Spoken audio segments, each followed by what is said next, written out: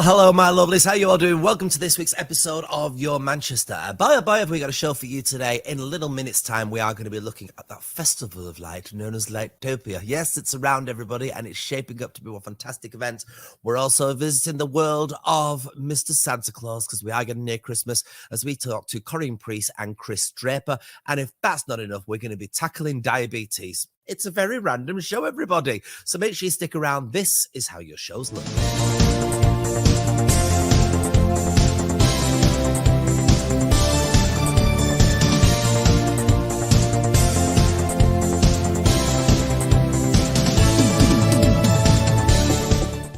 Now then, over 300,000 people in the UK are suffering with type 1 diabetes, and its figure is shockingly rising. One man is using his newly found fame to increase awareness of diabetes. Since winning Britain's Got Talent, his strong voice has developed into an even stronger message for sufferers. So please welcome Tom Paul. How are you? I'm very well, thank you. Yeah, how are you? Very good indeed.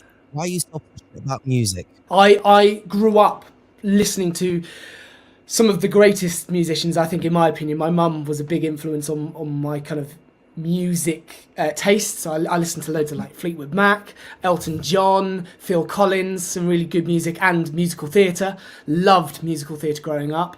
And it's always been a part of my life. And then around 8 or 9 years old, I was put into a local theatre company, and I never looked back. And now you're going even further. Now you've actually been successful in the music industry. You're now educating people. And one of your passions is, of course, diabetes. So why so passionate about that? So when I was 8 years old, I was diagnosed with type 1 diabetes. And it was roughly about the same time that I found music as well, or found the theatre. And so they've kind of gone hand in hand. But with diabetes, I never really spoke about it very much. It's not something I went into loads of detail about or publicised it massively. It wasn't until recently I was in a lesson with my students, and I had to do a finger prick or a blood test in front of them, and they were obviously quite curious about what I was doing. And so we sat down and had a good 15-20 minute conversation and Q&A about what diabetes is. And then about a month later, one of the girls that was in that room was diagnosed with type 1 diabetes. It just crazy circumstance that the only class that I've spoken to about my condition happens to have someone else that became diabetic. And the day that she came back, she came and found me and said, "Sir, I'm not worried about it anymore because you've spoken to us. I've seen what you can do. I've seen you on Britain's Got Talent. I've seen you as a teacher, and I know it's not going to hold me back." And from that moment, I knew that I needed to talk about it more openly and tell people that while it is a really challenging condition and something you have to deal with every single day, it's something you can manage, and it's something that shouldn't hold you back ever. And it's not a rare thing, is it? I mean, going around the UK itself, there's something like 300,000 people suffering with this. How would you recognise a person with diabetes? Is there a way of seeing them? And if so, if you knew that they were struggling with diabetes, how could you help them? So Diabetes UK, which I'm now a very proud ambassador for, have something called the 4 T's, which is tired, thirsty, toilet, and tired, thirsty, toilet, and thin. So what that means is if you notice someone that is incredibly thirsty, and I'm talking really, really thirsty. For me, I was drinking a whole litre water bottle before I'd even got to school. And then subsequently needing the toilet a lot. If they're losing a lot of weight and they're really tired, they are the 4 really big indicators that they might be diabetic. And so in that circumstance, go straight to your GP, go straight to a hospital of some kind and get tested for it. And there's a lot of awareness going on around this at the moment. Like I say, it's not a minority illness anymore. A lot of people are suffering with this. And because of that, you're raising awareness by doing something such as painting your nails blue. How is that important, and why is that important? So this month is Diabetes Awareness Month, and we had Diabetes Day just last week. And I think painting your nails blue, they call it nailing it, and I love it. Painting your nails blue was kind of a symbol of support for diabetes and raising awareness for diabetes. Now, somebody that thinks that they may have diabetes, should they be worried about getting a diagnosis? Is it life-threatening? I mean, the worst thing you can do in any case, if you're worried about any condition, whether it be diabetes or anything, is to just presume that you've got it. Go and get tested, because it is life-threatening. Ultimately, type 1 especially, really life-threatening, and so you need treatment. You need. It's an ongoing condition. Type 1 diabetes has no cure, none at all. Diet will help, but you'll be diabetic with type 1 diabetes for the rest of your life, and so you need that treatment and you need that support. So never be worried about being diagnosed. The best thing you can do is get diagnosed if you have it. And how has life changed for you since Britain's Got Talent? I mean, completely different. I was a school teacher, music and drama teacher in a secondary school, and now one week I'm in Tenerife, the next week I'm over in LA. So it is a vast difference, but it's something I would never change because I'm loving it. Excellent. Well, thank you so much for your time today, Tom. And thank you everybody so much. Get behind this. It is something that I think people need to really engage in being aware of. And it's fantastic that you have using your fame now that you found to fully promote awareness of this this condition. So thank you very much for doing that. Thank you so much for having me. Thank you. The award-winning Lightopia is back and ready to light up Heaton Park this Christmas, and better than ever with brand new installations and routes. Running from now until January the 2nd, we sent out Oli Mortimer to find out what all the fuss is about. Wow. Sometimes in life, they consider a utopia to be a good thing. And I'm here with the light right now. Frozen's on behind me. And I've not watched it since I was young. Let it go, it's telling me, so I think we should just let's go.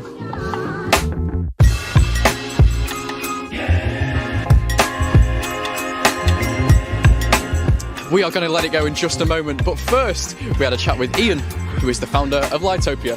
Guys, am I going to run and get the umbrellas? How are you doing, Ian? I'm very well, thank you. Perfect. So this was all your idea. Where does it come from? Well, this is inspired by the Chinese Lantern Festival. I grew up in China. When I was little, we go to this kind of festival. But when I came here, there's nothing like this. So I said, let me try this, bring it over here. It took me quite a few years, but this is our 4th year in Heaton Park. Wow. And here you can see the beautiful lights. Absolutely. Here. And this is all your idea. So what was the process from actually taking that from a childhood thing that you did to actually making it on this scale? Basically, we come up concept. We design each lanterns suit to each locations. We have partners to produce the lanterns, and then we install. And now you can see all of this here. What do you want this trail and Lightopia as a festival to mean to other people who come and visit? Well, I think traditionally the Chinese Lantern Festival is a kind of family reunion, so all the family can go out together. So this is the same thing here. We happen like that is our goal. We call ourselves joy makers, and I hope our visitors are happy as well to enjoy the lights here and then enjoy the family moment together. Why should people come down to Lightopia? Well, you don't want to miss something like as beautiful as a Lightopia here in Heaton Park. It's always almost become a tradition for family come down to Heaton Park, enjoy their Christmas time together, really. Perfect. Well, thank you, Ian, for joining me anyway. I appreciate that. And I think it's time. That's right. We're here at Lightopia and we are now on the trail. Lightopia, essentially, it's a Christmas lights trail here in Heaton Park all the way until the 2nd of January. And it's greeting me in. I just feel like doing a Mary Poppins. I've never watched Mary Poppins. How amazing is this? Lights as far as the eye can see, other than to my left, there's no lights there. And I'm looking out into a whole world of light right now. It's absolutely stunning. It's all great vibes, other than the fact I've got a soggy bottom. Well, you can tell when you're on this trail, it is nearly Christmas. I can see some really interesting lights. I'm not quite sure what exactly they are. I think they might be a building. And roughly about 15 minutes into the trail, you can get some food, get some drink in you. Oh wow. That big wheel is looking really more and more attractive as we go along our trail. I'm just going to break up into a musical number at some point throughout this trail. I can predict it already. And I keep getting marketed. It's too tempting. The smells, the looks, the sights, it all just makes me want to eat it. Other than these. Look at all of these stalls. Hot roast turkey. Oh. I'm really tempted by this. I can't even lie to you. Okay, roast potatoes. And we are now heading downhill. I'm going to let you on in a little secret.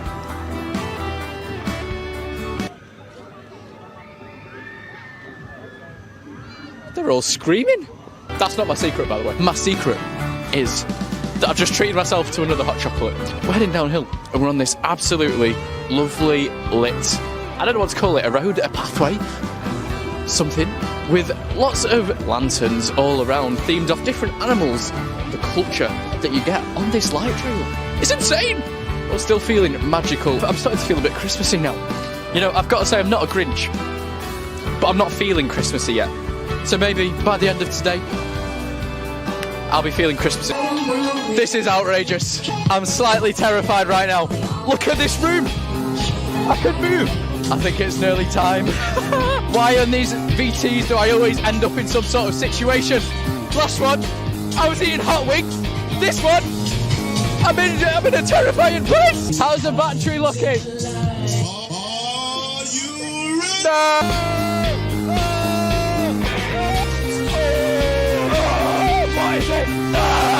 I thought Jess Glynn would get me through it. She's singing in my ears. She didn't get me through it. It's the calm after the storm as the lights continue. We're going to continue this video, even though my voice is absolutely... I would do a bad word there. Can you feel the love tonight? I tell you, if I was here on a date, then I'm sure that I would. I really would feel the love. But I'm not here on a date. I'm here with your Manchester. At last. Thank you, my friend. Thank you. I'm currently in my favourite part of the trail. It's absolutely stunning, and the crew was saying that this is their favourite part too. You've got lights, you've got crystals in the sky, stars in the sky, flowers all around. We are now heading down to what I can see looks like a lake. Now, I was thinking, where's the big spectacular finale? But I think we might just be coming up to it now. Look at how amazing this is. I don't think that the camera can really do it justice. So I'm just going to let you take it in.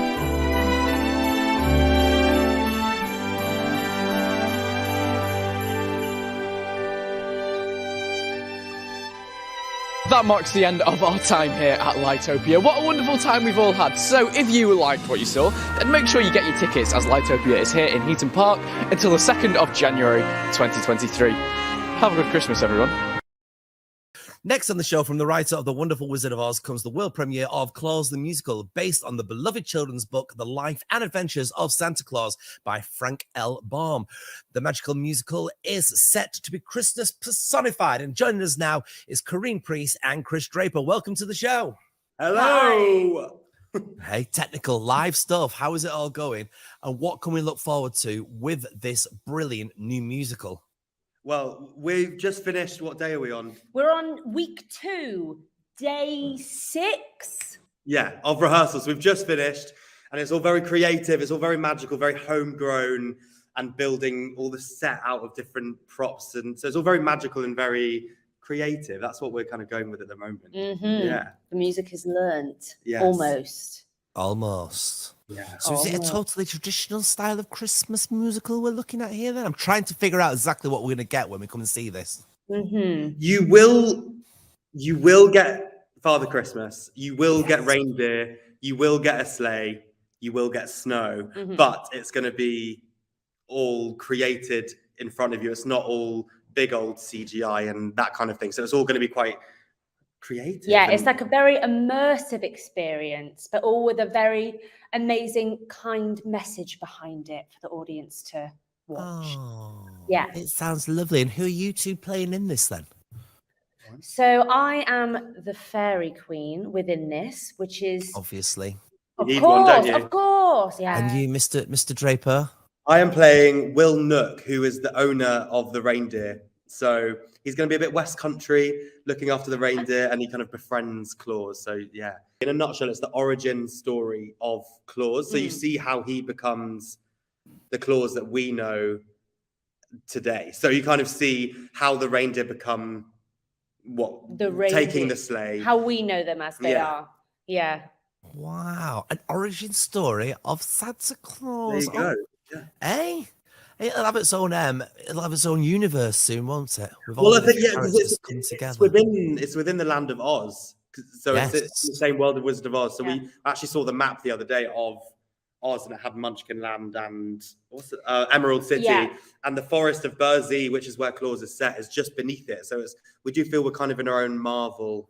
Oh, fantastic. Now, what's the music like in this then? Is it cheerful music? Would you say it's proper Broadway style music? How would you describe the music? Well, it's written by Andy Collier, and the score is so special. I mean, the book itself is so wonderful, but the score really adds that magical element, and you can hear hints of kind of like a Stephen Schwartz, a bit of Stephen Sondheim, and obviously Andy's own flair. It is. Yeah. And lots of It's close everything. harmonies. The idea at the moment is that none of us really leave the stage at all. Yeah. So even if it's a traditional solo in a musical theatre number, there's the other 10 of us behind with various harmonies and kind of adding to the orchestration with it too. Yeah. So we did some this morning, and it is very, Yeah. you hear those kind of magical Christmas chords that you just like, if it kind of feel warm I do think as inside, well yeah. the audience will leave humming some of the songs. Yeah, 'cause we They're are. gorge. They're Yeah. beautiful. Reindeers, real or not real reindeers? I mean, of course, they'll be real for everybody that watches it, but Yeah. are we bringing real reindeers? Ooh, that's Don't a good think- question. well, You see, I've come on, touched come on on, something find there. out. Yeah, come and find out is the answer to that. It just sounds fantastic. When's it running from and until, please?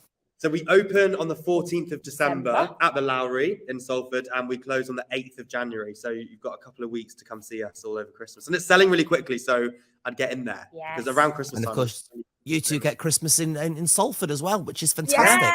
Exactly, yeah. Yeah. And we've All heard the that Christmas Manchester markets. Christmas markets are the best Yes. in the UK. They are. Yes. You like cheese and wood, and we'll I come like to all your those show and things. spend the money we there do. instead. We do. We'll spend the money at the Lowry instead, watching you guys rather than Yes, please, come and say hello. what I call Christmas tat. Okay, then. Well, thank you so much for your time. Have a fantastic run, and we'll catch up with you very soon. Thank you, the pair of you. Thank you Thank you very very much. much. Bye. How phenomenal it was today's show, everybody. Don't forget, we have got a show on Wednesday and Sunday next week for you as well. So make sure you all stick around. You are in for an absolutely fantastic treat. Only on the place where the city literally comes to talk. Yes, it is, of course, your Manchester.